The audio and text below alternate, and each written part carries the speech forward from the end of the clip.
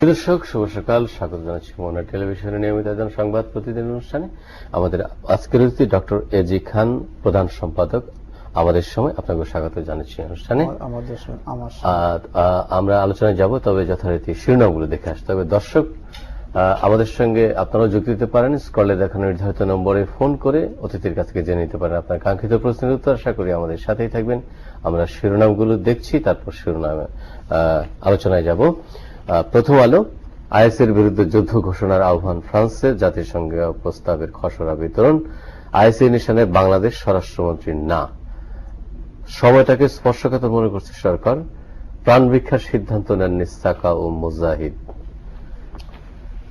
ইত্তেফাক, মালিতে সশস্ত্র হামলার বিয়োগান্তক অবসান, আন্তর্জাতিক হোটেলে 27 লাশ উদ্ধার, সন্দেহ রেখে কাউকে ফাঁসি দেওয়া যায় না, সালাউদ্দিন কাদেরের আইনজীবী টিম প্রস্তুত, ফাঁসির মঞ্চে প্রাণ ভিক্ষার আবেদন নিয়ে সময়ক্ষেপণ, দেখা করার অনুমতি মেলেনি আইনজীবীদের। কালের কণ্ঠ, প্রাণ ভিক্ষা নিয়ে কালক্ষেপণ, মুজাহিদের মুখে হাসি, স্বাভাবিক সাকা। আইএস দমনে ফ্রান্সের প্রস্তাব নিরাপত্তা পরিষদে, মানিতে হোটেলে জঙ্গি হামলা, নিহত 27। খালেদা ফিরছেন আজ, নিরাপত্তা নিয়ে উদ্বেগ বিএনপির। জনকণ্ঠ, জল্লাদ প্রস্তুত, হুকুমের অপেক্ষা। যুগান্তরের শিরোনাম, মঞ্চ প্রস্তুত তবু ফাঁসি বিলম্বিত, সশস্ত্র বাহিনী দিবস আজ। সমকালের শিরোনাম দেখব, কালক্ষেপণ, এখনো প্রাণ ভিক্ষা চাননি সাকা মুজাহিদ। আইএসের নতুন ভিডিও, হোয়াইট হাউস উড়িয়ে দেওয়ার হুমকি, মালিতে জিম্মি সংকটের অবসান, নিহত 27, আল কায়দার দায় স্বীকার। কাউন্সিল ছাড়াই বিএনপির কমিটি করবেন খালেদা, স্থায়ী ও কেন্দ্রীয় কমিটিতে আসবে অনেক নতুন মুখ। বাংলাদেশ প্রতিদিন, এখন শুধুই অপেক্ষা, সাকা মুজাহিদের সারাবেলা। হিউম্যান রাইটস আবারও মাঠে, প্যারিস হামলার ক্ষতিগ্রস্ত অসহায় শরণার্থীরাই, এটা আমির খসরু মাহমুদের একটি মন্তব্য প্রতিবেদন। নামেই প্রভাবশালী আওয়ামী লীগের 3 ফোরাম। সংবাদ, অপেক্ষার পালা চলছে, সাকা মুজাহিদের ফাঁসি, বাকি প্রক্রিয়া আইনিভাবেই সম্পন্ন হবে, স্বরাষ্ট্রমন্ত্রী। বণিক বার্তা শিরোনাম আমরা দেখব, খাতুনগঞ্জ একের পর এক ব্যবসায়ী উধাও, আরব বিশ্বের প্রথম নারী স্পিকার আমাল আল কুবাইসি। ইনকিলাবের শিরোনাম, প্রেসিডেন্টের কাছে এখনো কেউ ক্ষমা চাননি, অস্থিরতায় সারা দেশ, মিরপুরে তারার মেলা, বিপিএল 3 জমকালো উদ্বোধন, প্রাণ ভিক্ষার সিদ্ধান্তের অপেক্ষা। আমার সময়, খেলাপিরিনের চাপে অর্থনীতি। আমরা ইংরেজি দৈনিকগুলোর শিরোনাম দেখব। News, 27 death in Mali hotel says, Observer, prison prepared to execute verdict. Doctor AG Khan, প্রধান সম্পাদক, আমার সময়। শিরোনামগুলো দেখছিলেন আপনি, প্রত্যেকটা কাগজেরই শিরোনাম হচ্ছে সালাউদ্দিন কাদের চৌধুরী এবং আলী হাসান মুজাহিদের ফাঁসির দণ্ডটি কখন কার্যকর করা হবে সেটি নিয়ে তারা অপেক্ষা করছেন গোটা জাতি।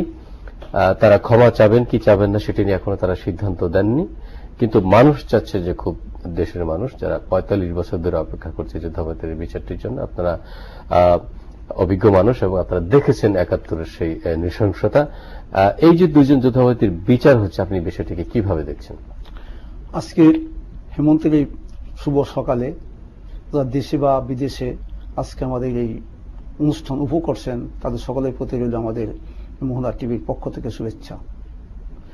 স্বাধীনতা যুদ্ধে যে সমস্ত বীর বাঙালি যুদ্ধের বিনিময়ে দেশকে স্বাধীনতা এনে দিয়েছে, যে সমস্ত মানুষ পঙ্গু হয়েছে, বীরাঙ্গনা হয়েছে, নির্যাতিত হয়েছে, সে সমস্ত মানুষকে তারা নির্যাতন করেছে, অত্যাচার করেছে, যাদেরকে ঘর বাড়ি ছাড়া করেছে, সে সমস্ত মানুষদের অপরাধী বিচার হওয়া উচিত ছিল স্বাধীনতা যুদ্ধের পরপরই আমার দৃষ্টিতে।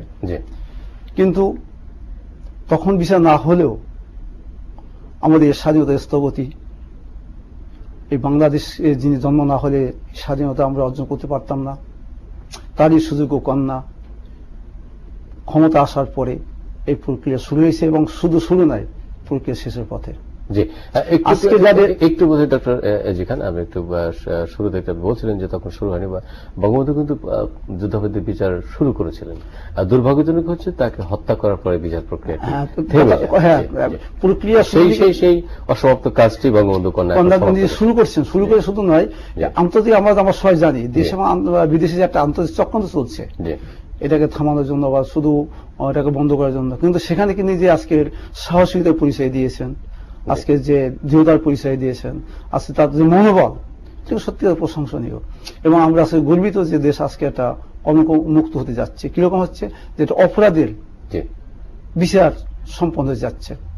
যে ওই অপরাধের বিচার যদি স্বচ্ছতার সঙ্গে হয়, মানুষ এটাকে অবশ্যই সাদরে গ্রহণ করবে। তা আমরা চাই আইনি প্রক্রিয়া শেষে আইনের ভাষায়, আইনের গতিতেই তার কার্যক্রম পরিসমাপ্ত করুক। এই যে দুজন যুদ্ধাপরাধী, বিএনপি বলছে যে তাদের রাজনৈতিক বিবেচনায় তাদেরকে, বিশেষ করে সালাউদ্দিন কাদের চৌধুরীর কথা বলছেন যে রাজনৈতিক বিবেচনায় তাকে শাস্তি দেওয়া হয়েছে।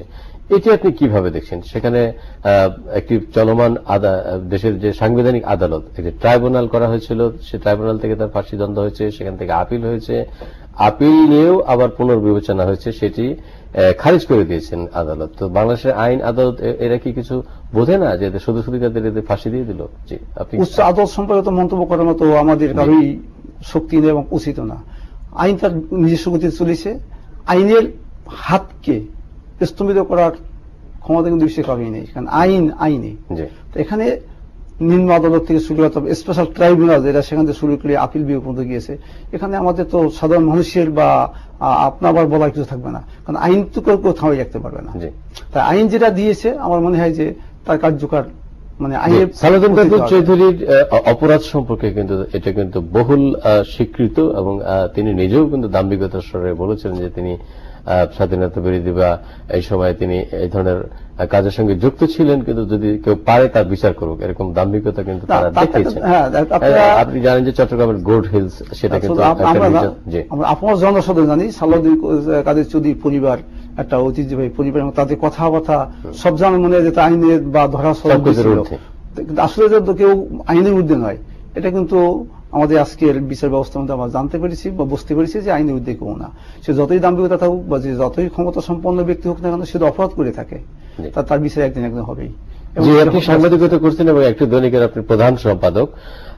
বদর বাহিনীর যে প্রধান আলী হাসান মুজাহিদ, আপনি জানেন যে ৭১ সালে যে যখন আমাদের বিজয় অত্যাসন্ন, সেই সময়টাতে কিন্তু 14ই ডিসেম্বর যখন আমাদের জাতির যে নক্ষত্র সম মানুষ ছিল, যারা আমাদের দিশা দিতে পারত আমাদের জাতির, সেই মনির চৌধুরী, মোহাম্মদ সালাউদ্দিন চৌধুরী, আমাদের সিরাজউদ্দিন হোসেন ইত্তেফাকের বার্তা সম্পাদক ছিলেন তখন, তারপর শহীদ সাংবাদিক সেলিনা পারভিন, যিনি নিজে একটি পত্রিকা সম্পাদনা করতেন, তাদেরকে ধরে নিয়ে এই মুজাহিদের নেতৃত্বে হত্যা করা হয়েছে।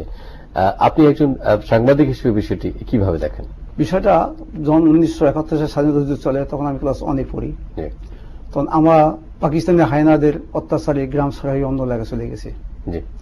তখন যেহেতু আমার বয়স অল্প ছিল, কিন্তু আমি এই সম্পর্কে তখন পরবর্তী আমি জানতে পেরেছি, তখন বুঝতে শিখেছি বা পড়ালেখার মাধ্যমে ইতিহাস জানতে শিখেছি যে এই স্বাধীনতার বিরোধী যারা করেছিল, এই স্বাধীনতার মুক্তি সেনাদেরকে যারা হত্যা করেছিল বা তাদের পরিবারকে ধ্বংস করেছিল, তার ভিতরে ছিল স্বাধীনতার বিরোধী যে ছাত্র সংঘ বা ওই জাতীয় একটা সংগঠন ছিল। এদের যা ছিল আলবদরা বা রাজাকার বাহিনী বলি বা পাকিস্তানি দোসর যারা ছিল, তাদের নেতা হিসেবে বা তাদের দলের অভিভাবক হিসেবে যারা ছিল, তারা অবশ্যই তখনকার অপরাধ করেছে এবং তাদের সেই অপরাধের মানে কেউ অস্বীকার করলে হবে না, তাদের দায় তাদের নিতে হবে। যারা স্বজন হারিয়েছেন, যেমন আলিম চৌধুরীর স্ত্রী শাবলী নাসরিন চৌধুরী, তিনি কিন্তু এখনো বেঁচে আছেন। আলিম চৌধুরীকে হত্যা করা হয়েছে। তো মনির চৌধুরীর আত্মীয় স্বজনরাও কিন্তু বেঁচে আছেন। তারপর আপনি দেখেন আলতাফ মাহবুব, যিনি আমাদের 21-এর গানের যিনি সুর করেছেন, আমার ভাইয়ের রক্তের আঙুন 21শে ফেব্রুয়ারি আমি বলিতে পারি, তাকে নির্মম নির্যাতন করে তাকে হত্যা করা হয়েছে। তো এই যে সমস্ত আমাদের যে বড় বড় মানুষ ছিলেন যারা ওই সময় আপনি সাংবাদিক শহীদুল্লাহ কায়সার সাংবাদিক ছিলেন, তিনি লেখালেখি করতেন। এই সমস্ত মানুষদেরকে হত্যা করে তারা আবার আজকে বলছে যে তারা কোনো কিছুই করেনি, 71-এর রাজাকার বলে কোনো কিছু ছিল না। এটি কিন্তু মুজাহিদের সেই দাম্ভিকতাটি ছিল। তারা মন্ত্রীও হয়েছিল, লাল সবুজের পতাকা রক্ত করেছে, তাদের গাড়িতে উঠছিল। তা আপনি বিষয়টি কিভাবে দেখছেন? আজকে আবার তাদের বিচার হচ্ছে। আজকের আমার ইতিহাসের পক্ষ থেকে আমি যেটা বলতে চাচ্ছি, বা আমার পক্ষ থেকে যে আমি অনুভব করতে চাচ্ছি, খুনি কোন মানুষ যদি অকালে মৃত্যুবরণ করে, সে রিকশালা হোক, সে মুচি হোক, বা সে রাষ্ট্রের প্রধান হোক, একজন নিরাপদ মানুষ যখন নিহত হয় বা খুন হয়, তার বিচার হওয়া উচিত। সেখানে স্বাধীনতার জন্য যারা জীবন দিয়েছে, এই দেশের স্বাধীনতার পতাকা আনার জন্য যারা জীবন দিয়েছে, তাদেরকে যারা হত্যা করেছে, তাদের যারা বিরোধিতা করেছে, দেশের স্বাধীনতা সার্বভৌমত্ব যারা বিরোধিতা করেছে, তাদের তো অবশ্যই এই জনগণ ধিক্কার জানিয়েছে এবং তার রায় আমরা চোখে দেখেছি এবং এখনো প্রক্রিয়াধীন আছে। আশা করা যায় এই অপরাধী যদি সত্যিকার অপরাধী হয়, তার বিচার বাংলাদেশ মানুষ দেখতে পাবে। জি, নিশ্চয়ই এদের রায় দ্রুততর সময়ের মধ্যে কার্যকর হবে, সেটি আমরা আশা করছি। আমরা আলোচনা ফিরবো, তবে আমাদের একটু বিরতি নিয়ে আসতে হবে। প্রিয় দর্শক, থাকুন আমাদের সঙ্গে। ছোট্ট একটু বিরতির পরে আবার দেখা হবে।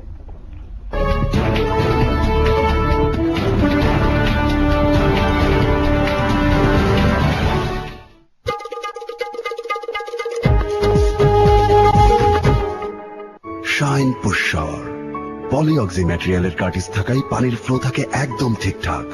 স্মুথ হ্যান্ডেল, তাই ইজি পুশ, সাথে সঠিক মাপের থ্রেড কোয়ালিটি। দারুণ ডিজাইনের শাইন পুশ শাওয়ারের লিক প্রুফ প্রযুক্তির কারণে এক ফোঁটা পানিও নষ্ট হবে না। শাইন বাথরুম ফিটিংস, পানির অপচয় প্রশ্নই ওঠে না। সব সমস্যার সমাধান 100% গ্যারান্টি। ওরে বাবা,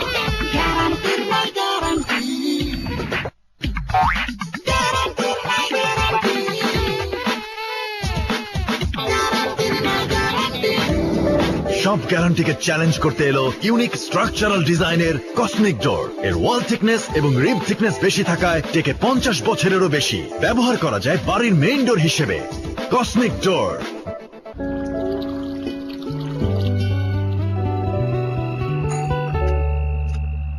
মা, এটা হচ্ছে ড্রিঙ্ক ইট, ফুটানো পানির চেয়েও নিরাপদ। তোর guitar?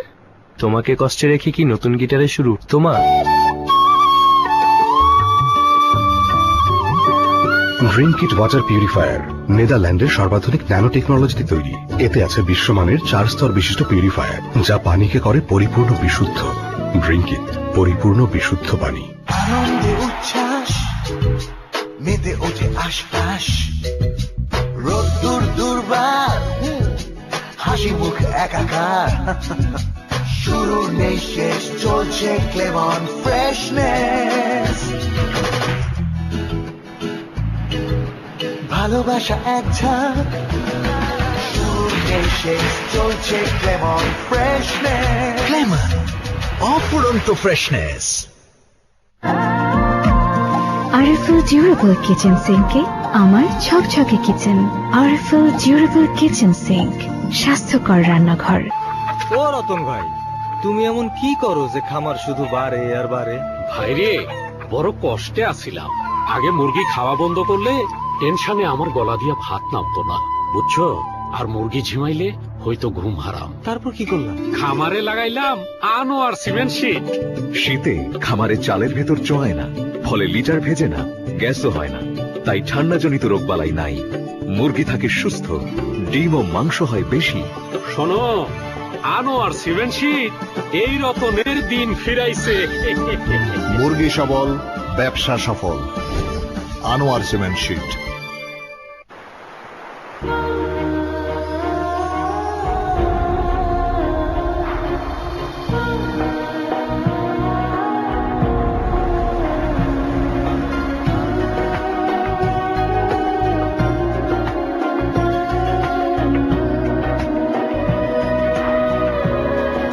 State of the art ডিজাইনে আপনার স্বপ্নের ফ্রিজ, সাথে 8 বছরের কম্প্রেসার গ্যারান্টি। ওয়ালটন, আমাদের পণ্য। কেন সবাই তোর মতো হয় না? কেন এত ঝামেলা করে? কেন কেন? ভাগ্যিস আরএফএল এসডব্লিউআর পাইপ আপনাকে কোনো ঝামেলা দেয় না। টাইটানিয়াম ডাইঅক্সাইড সমৃদ্ধ আরএফএল এসডব্লিউআর পাইপ শীত গ্রীষ্ম বর্ষায় থাকে অটুট, বছরের পর বছর আপনার বাড়িকে রাখে সুরক্ষিত আর আপনাকে রাখে ভাবনাহীন। আরএফএল এসডব্লিউআর পাইপ বাড়ির সুরক্ষায় একেবারে ফিট।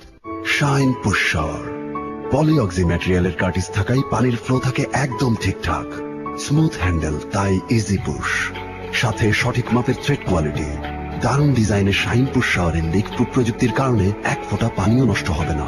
শাইন বাথরুম ফিটিংস, পানির অপচয় প্রশ্নই ওঠে না। আমি রঙের ভুবনে হারিয়ে গেছি, প্রেমের প্রথম দিন খুঁজে পেয়েছি। এলসিডি, এলইডি, 3D টিভি, তুমি থাকবে সাথে আমার প্রিয় সাথী।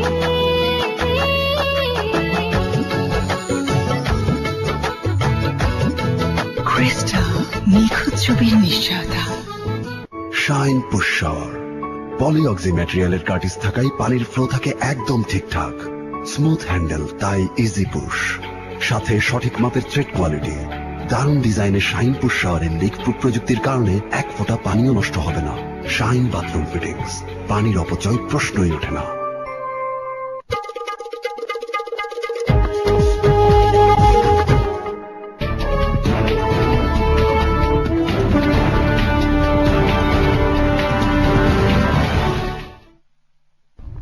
প্রিয় দর্শক, বিরতির পরে আরেকবার আমন্ত্রণ। আমাদের সঙ্গে আছেন ডক্টর এজি খান, প্রধান সম্পাদক আমার সময়।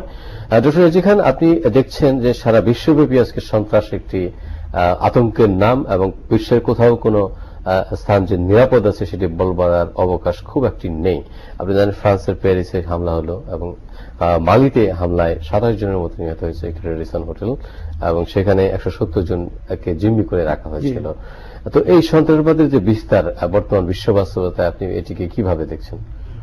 নিশ্চয়ই এটা অত্যন্ত নিন্দনীয় কাজ।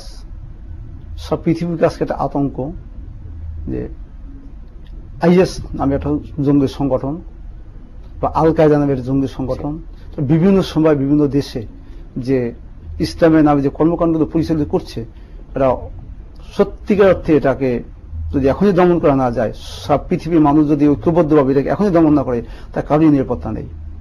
তো বিশেষ করে প্যারিসে যে মর্মহর্ষক যে মর্মান্তিক ঘটনা ঘটিয়েছে, তাদের বিচার হওয়া উচিত, তাদেরকে খুঁজে বের করা উচিত, তাদের বিরুদ্ধে আইনি ব্যবস্থা নেওয়া উচিত, এবং এই কার্যক্রমকে স্থগিত করার জন্য, বন্ধ করার জন্য সারা পৃথিবীর যে যেখানে আছে, যা যত শক্তি আছে, শান্তিকামী যত মানুষ আছে, সবাইকে এটা অংশগ্রহণ করা উচিত। আজকের মালিতে যে ঘটনা ঘটছে, 170 জন মানুষকে জিম্মি করেছে, সেখানে প্রায় 27 জন লোক নিহত হয়েছে। এটা কত মর্মান্তিক, কত মানে আত্মঘাতী। যদি কারো শত্রু থাকতে পারে, রাষ্ট্রের সাথে থাকতে পারে, ব্যক্তির শত্রু থাকতে পারে, কিন্তু একসঙ্গে অনেক মানুষ বসবাস করে, সেখানে আকস্মিক জিম্মি করে নেওয়া, তাদেরকে নির্বিচারে গণহত্যার মতো হত্যা করা, এটার নিন্দা করার ভাষা আমার জানা নেই।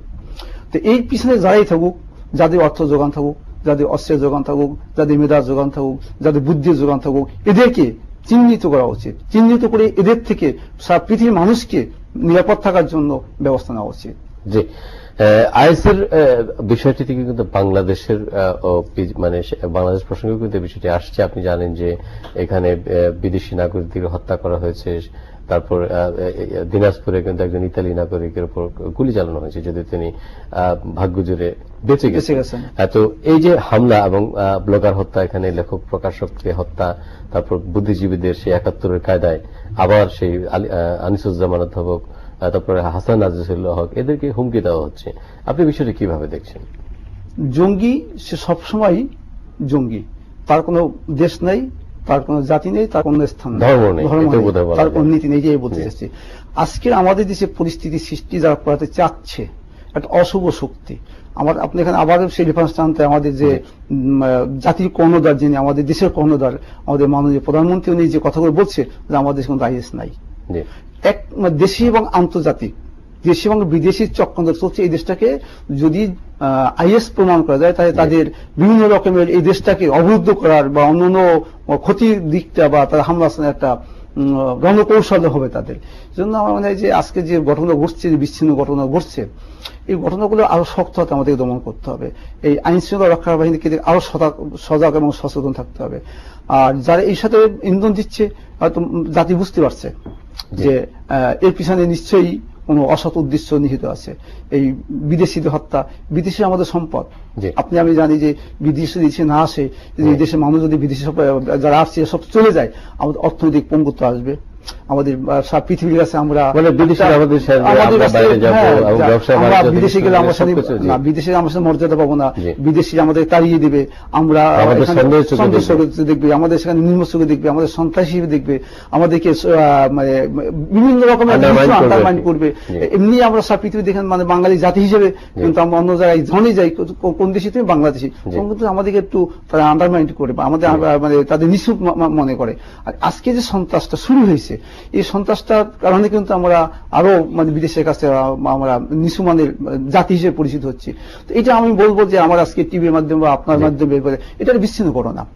সরকার আপনার দক্ষ হাতে কিন্তু আপনি হয়তো লক্ষ্য করছেন, আপনি সাংবাদিক হিসেবে, যে সরকার আইন শৃঙ্খলা রক্ষাকারী বাহিনী অত্যন্ত মানে দক্ষতার সঙ্গে এদেরকে প্রোটেকশন দিচ্ছে। এরপরে আমার মনে হয় যে আমাদের আইন শৃঙ্খলা রক্ষাকারী বিশেষ করে র্যাব, তারপরে পুলিশ বাহিনী, সরকারি ডিজিএফআই, এনএসআই, এসবি, এদের কাছে পরামর্শ থাকবে যে এই গোয়েন্দা বিভাগটাকে, গোয়েন্দা নজরদারিকে আরো শক্তিশালী বাড়াতে হবে এবং যথাসময় যদি তারা এই বিষয়গুলোকে আইডেন্টিফাই করতে পারে, এই কাজগুলো ঘটতে পারবে না। আর যারা ঘটাচ্ছে এদেরকে যদি খুঁজে বের করা যায়, তাহলে মানে অল্প সময়ের ভিতরেই আমাদের এই যে বিচ্ছিন্ন ঘটনা সেটা স্থগিত হয়ে যাবে, বন্ধ হয়ে যাবে। আর এর জন্য আমাদের সামাজিক সচেতনতার একটি কথা বলা হচ্ছে যে যেটি যে আমাদের দেশের জন্য আসলে ক্ষতিকর বা গোটা বিশ্ব মানবতার জন্যই ক্ষতিকর একটি দিক, সেটি আসলে সকলকে যেমন আত্মোপলব্ধি করতে হবে, তেমন এর বিরুদ্ধে সবাইকে দাঁড়াতে হবে। কারণ হচ্ছে শুধু আইন শৃঙ্খলা বাহিনী দিয়ে এই ধরনের দুর্বৃত্তদের দমন করা সম্ভব। আমার খুব প্রশ্ন ভালো লাগছে যে বিষয়টা আছে, দেখেন রাষ্ট্র কিন্তু একা কিছু করতে পারে না, আইন দিয়ে কিন্তু সব দূর করা যায় না, মিডিয়া কিন্তু সব বন্ধ করা যায় না। জনসচেতনতা লাগবে, জনসম্পৃক্ততা লাগবে। যদি জনগণ বুঝতে পারে যে আমার পাশে যিনি আছেন উনি সন্ত্রাসী, তিনি যদি আইন প্রয়োগের সংস্থাকে সহায়তা করে, উনি তো একটা ইনফরমেশন দিয়ে দেয় যে আমার প্রতিবেশী যিনি আছেন ওনার কাছে অবৈধ অস্ত্র আছে, উনি সন্ত্রাসী বা উনি জঙ্গি, যদি ওনার সন্ত্রাসী গোষ্ঠীর সঙ্গে সম্পৃক্ত আছে, জঙ্গি গোষ্ঠীর সম্পৃক্ত আছে, এই যে আইন প্রয়োগের সংস্থাকে ইনফরমেশন দেয়, তো কি হতে হবে, একটা জাতি, দেশ একটা দুর্ঘটনা থেকে মুক্তি পেতে পারে। এই কারণে জনসম্পৃক্ততা ছাড়া শুধুমাত্র রাষ্ট্র কিন্তু সবকিছু দূর করে। আমরা যুদ্ধবিরতি বিষয় নিয়ে কথা বলছি, 71 সালে যদি সেই সাধারণ গণমানুষ যদি এগিয়ে না আসতো, সব রাজনৈতিক বিশ্লেষকরা বা ইতিহাসবিদরা বলেন যে তাহলে এই যুদ্ধ কিন্তু আমাদের জন্য কঠিন হয়ে যেত। আমাদের যতই দেশপ্রেম থাকুক না কেন, যতই আমাদের সামরিক শক্তি দিয়ে করা যায় না, সেটি কিন্তু 71 সালে প্রমাণিত হয়েছে। আবার যুদ্ধাপরাধীদের বিচারের ক্ষেত্রেও সেটি প্রমাণিত হয়েছে। কারণ হচ্ছে 2008 সালে যখন আওয়ামী সরকার নির্বাচনের প্রতিশ্রুতিতে তারা এটি সংযুক্ত করলো যে তারা ক্ষমতায় গেলে যুদ্ধাপরাধীদের বিচার করবে, তারা কিন্তু এই সংক্রান্ত রায় পেয়েছিল। যাই হোক, আমরা অন্য একটি প্রসঙ্গে আসছি। আপনি জানেন যে বিএনপি চেয়ারপারসন বেগম খালেদা জিয়া দেশে ফিরছেন এবং বিএনপি নিয়ে বেশ কয়েকটি খবর আছে। কাউন্সিল ছাড়াই বিএনপির কমিটি করবেন খালেদা, এটি সমকালের খবর। আমরা আপনার পত্রিকায় আপনি খবর দিয়েছেন নাজমুল হুদার নেতৃত্বে নতুন দল তৃণমূল বিএনপির, কিন্তু গতকাল এটি কাউন্সিলটি হয়ে গেছে। তো বিএনপির অবস্থানটি কি? যুদ্ধাপরাধীদের বিচার নিয়েও কিন্তু তারা সুস্পষ্ট কোন অবস্থান নিচ্ছেন। আপনি বিষয়টি কিভাবে দেখছেন? বিষয়টা খুবই স্পর্শকাতর। আমি যদি বলতে চাই এভাবে বলতে হয় যে কান্দারিবিহীন তরিতে তারা চলছে, নেতৃত্ববিহীন, সংঘবদ্ধবিহীন, ঐক্যবিহীন, বিচ্ছিন্ন, ইস্যুবিহীন, বিচ্ছিন্ন অবস্থা তাদের আছে। তাদের একটা জনসমর্থন আছে, কিন্তু তাদের ভিতরে যে ব্যক্তি স্বার্থ এটা বেশি কাজ করছে। আমরা স্বাধীনতা যুদ্ধের পরে আমরা কিন্তু বিভিন্ন রাজনৈতিক ইস্যুগুলো আমরা দেখেছি, তাদের আন্দোলন দেখেছি। এক্ষেত্রে বিএনপি 100% ব্যর্থ। আমরা অন্য একটি প্রসঙ্গে যাব। বিএনপির বিষয়টি নিশ্চয়ই তারা দলীয় নেতা কর্মীরা বিবেচনা করবেন, তারা আসলে কোন অবস্থায় আছেন সে আত্মোপলব্ধি তারা করবেন। আজকে সশস্ত্র বাহিনী দিবস। আপনি জানেন যে 71 সালে স্বাধীনতা যুদ্ধকালে আপনার নৌবাহিনী এবং সেনা, নৌ ও বিমান বাহিনীর সমন্বয়ে এই বাহিনী গঠন করা হয়েছিল এবং আজকে সেই দিবস। আপনি যদি সশস্ত্র বাহিনী দিবস সম্পর্কে কিছু বলেন। এই বাংলাদেশের সশস্ত্র বাহিনী আমাদের এই দেশকে স্বাধীনতাগামীর সাথে ঐক্যবদ্ধভাবে দেশে স্বাধীন করেছে। স্বাধীনতা যুদ্ধের পর বাংলাদেশ সেনাবাহিনী জাতির বিভিন্ন ক্লান্তি লগ্নে, দুর্যোগের সময়, বিপদের সময় তার পাশে দাঁড়িয়েছে। এর সাথে তারা অর্থনীতি চাঙ্গা করছে, জাতিসংঘের মিশনে তারা গিয়েছে, জাতিসংঘের মিশনে গিয়ে তারা সেখানে আজকে সব পৃথিবীতে তার প্রশংসনীয় যে বাংলাদেশের সেনাবাহিনী যেভাবে অবস্থান রাখছে জাতিসংঘের শান্তি রক্ষায়, পৃথিবীতে সারা পৃথিবীতে মালি বললেন, তারপরে শান্তি রক্ষা রক্ষী বলি আমি, সবচেয়ে কিন্তু আমাদের মুক্তি সেনারা মানে সেনাবাহিনী তত্ত্বাবধানে রাখছে। এরপর উদাহরণ দেওয়া যায় বাংলাদেশের জটিল জটিল কাজ, যেমন আমাদের পদ্মা সেতু নির্মাণে, আমাদের যে একটু স্বচ্ছ ভোটার তালিকা তৈরি করে ন্যাশনাল আইডি কার্ড যেটা করছি, বা স্বচ্ছ ভোটার তালিকা করছে, অর্থাৎ যে কাজগুলো আমাদের আপামর জনসাধারণ করলাম, মানে দুর্বিপাকে তারা দুর্নীতিমুক্ত কাজ করতে, দুর্নীতিমুক্ত কাজ করতে তারা কিন্তু আমাদেরকে কাজ করছে। আজকে যে হাতি যে প্রকল্প, এটাও কিন্তু তারা সামনে এগিয়ে নেওয়ার জন্য ঢাকায় যে ফ্লাইওভারটা তারা করেছে, এটাও আপনি জানেন যে এটা একটা বলতে গেলে কঠিনের কাজ ছিল, তার জন্য একটা পরীক্ষা ছিল এবং তার পরীক্ষাতে পাস। তারা জাতির জন্য যথেষ্ট মেধা দিয়েছে, শ্রম দিয়েছে, যে আজকের এই ঢাকায় যে ফ্লাইওভারটা তা সম্পন্ন করেছে। জি, আমরা সময়ের একদম শেষ প্রান্তে দাঁড়িয়ে আছি। ডক্টর এজি খান, আপনাকে আমাদের সময় দেওয়ার জন্য অনেক অনেক ধন্যবাদ। প্রিয় দর্শক যারা এতক্ষণ সঙ্গে ছিলেন তাদের ধন্যবাদ জানাচ্ছি। আগামীকাল একই সময় আবার দেখা হবে সেই প্রত্যাশা থাকলো। ভালো থাকুন, সুন্দর থাকুন এবং নিরাপদে থাকুন।